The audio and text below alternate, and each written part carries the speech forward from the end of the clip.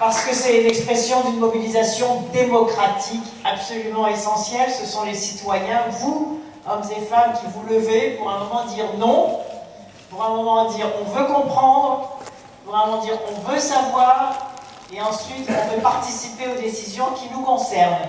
Et c'est ce que j'ai toujours appelé, et on voit que c'est plus que jamais nécessaire sur les questions environnementales et sur les questions de santé publique, c'est la démocratie participative et la démocratie citoyenne, et c'est vous ce soir qui l'incarnez. C'est d'abord un moratoire immédiat sur l'exploitation du gaz de schiste. Ça, c'est la première exigence que nous devons poser, quelles que soient les techniques utilisées. Deuxièmement, c'est l'annulation des permis, jusqu'à ce qu'il y ait un débat public qui s'organise. Troisièmement, c'est l'idée que c'est l'exigence d'un débat public sur la mutation énergétique, puisqu'on voit bien qu'il faut à la fois préparer l'après-pétrole et l'après-nucléaire. Et dans la région que je préside, j'en profite pour dire bonjour à travers cette salle à Jean-Jacques Pierrane, nous avons organisé, avec Europe Écologie d'ailleurs, et l'ensemble de la majorité régionale, des débats publics, des débats populaires autour de la transition énergétique. Et ce qui est extraordinaire, c'est la façon dont les citoyens, comme ce soir ici, se saisissent des questions, dont on les écarte en leur disant que c'est trop compliqué, que c'est pas pour eux, qu'on va décider à notre place. Eh bien, cette exigence démocratique, elle devra se traduire en 2012 dans les États généraux de l'énergie pour qu'on puisse ensemble décider de l'après-pétrole et de l'après-nucléaire. Et d'ailleurs, chaque fois qu'il y a eu le secret sur une question environnementale ou sur une question de santé publique, chaque fois il y a eu des scandales sanitaires et chaque fois il y a eu des intérêts financiers considérables qui ont étouffé la parole. Le message qu'on veut faire passer ce soir, d'abord, c'est pas un message politicien, parce que ce soir dans la salle, il y a des gens qui ont des sensibilités différentes, d'autres d'ailleurs qui naviguent un peu par-ci par-là, peu importe. C'est pas politique nos affaires.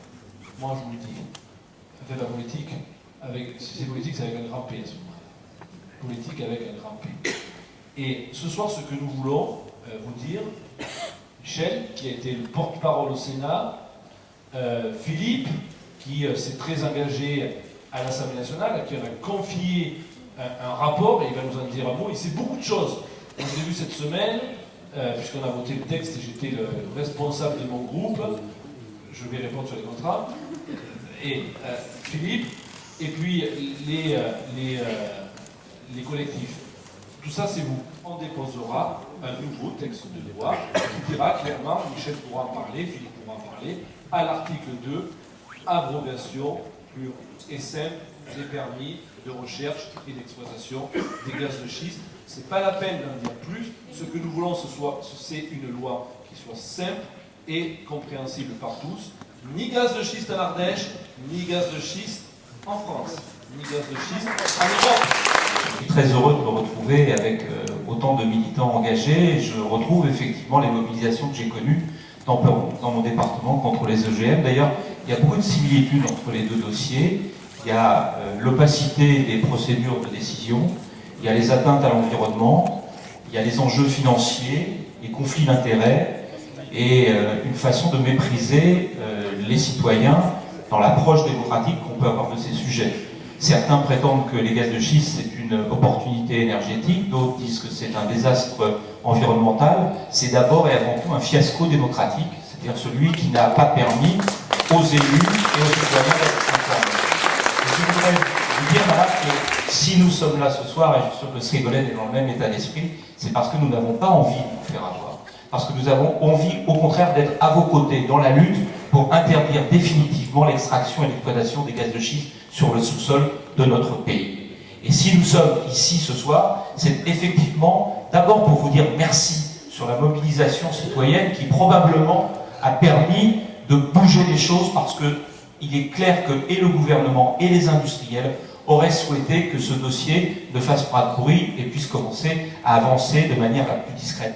Aujourd'hui, moi, à l'issue de la mission que j'ai menée, ma conclusion, elle est très claire.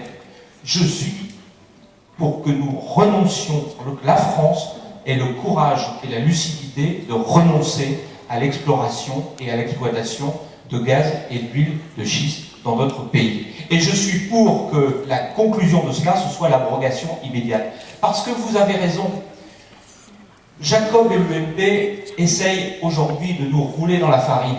Ils sont pris dans leurs contradictions. Ils ont des citoyens sur leur territoire qui leur demandent d'interdire cette activité, mais en même temps, ils ont des lobbies industriels derrière eux qui les poussent à laisser les portes entrouvertes. Et aujourd'hui, le texte, pourquoi nous avons voté contre ce texte?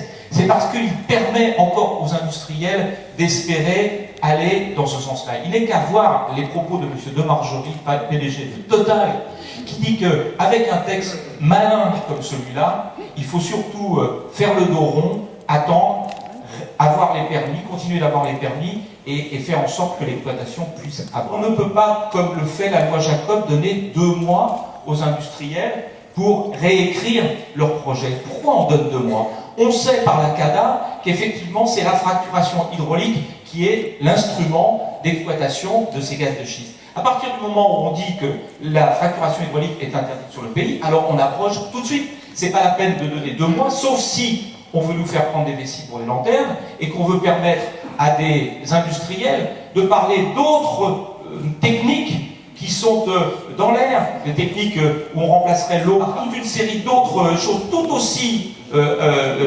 agressives vis-à-vis de l'environnement. Et on voit bien qu'il y a ce double langage qui est le problème. Le problème dans notre pays, c'est que dans le même temps où on prétend, le gouvernement, interdire l'exploitation de gaz de schiste, lorsque le président de la République, Nicolas Sarkozy, reçoit le Premier ministre polonais Donald Tusk, alors qu'en Pologne il y a des réserves de gaz de schiste, qu'est-ce qu'il lui dit? Il lui dit, si vous voulez exploiter les gaz de schiste, la France restera neutre par rapport à vous. Eh bien, quand on est neutre avec les gaz de schiste, ça veut dire qu'on est partisan du laisser-faire climatique et qu'on est partisan du réchauffement climatique, parce que l'interdépendance entre la Pologne et la France est évidente, et dire non en France et oui en Pologne, ça veut dire non, ça veut dire qu'en réalité, on ne se préoccupe pas de la planète, et c'est ce que fait le gouvernement actuellement. J'ajoute que les conflits d'intérêts qui se sont noués à l'occasion de ces permis sont considérables. J'avais, dans la mission parlementaire qui était la mienne, souhaité pouvoir auditionner messieurs Albert Frère et Paul Desmarais, qui sont des grands amis du président de la République, et qui m'ont répondu qu'ils n'avaient pas de temps à perdre pour venir être auditionnés à l'Assemblée nationale dans le cadre d'une mission parlementaire. Cette dérobade, c'est la preuve aussi que ces grands amis de M. Sarkozy, qu'il a décoré avec des médailles, chez qui il est allé pendant la période qu'il pensait être une traversée du désert, même s'il y en a une qui s'approche pour lui dans un an de traverser du désert. M. Jacob ironise souvent sur nous, en nous disant « mais vous étiez d'accord pendant un moment et pas d'accord ». Le problème, il est le suivant.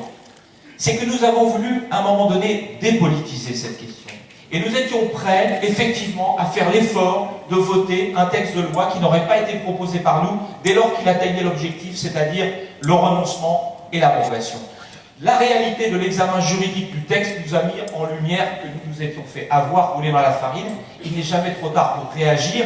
Dès que cette loi sera votée définitivement, le groupe socialiste à l'Assemblée nationale redéposera une proposition de loi, profitera d'une des niches qui lui est réservée pour pouvoir en débattre. Et dans cette proposition de loi, les choses seront claires.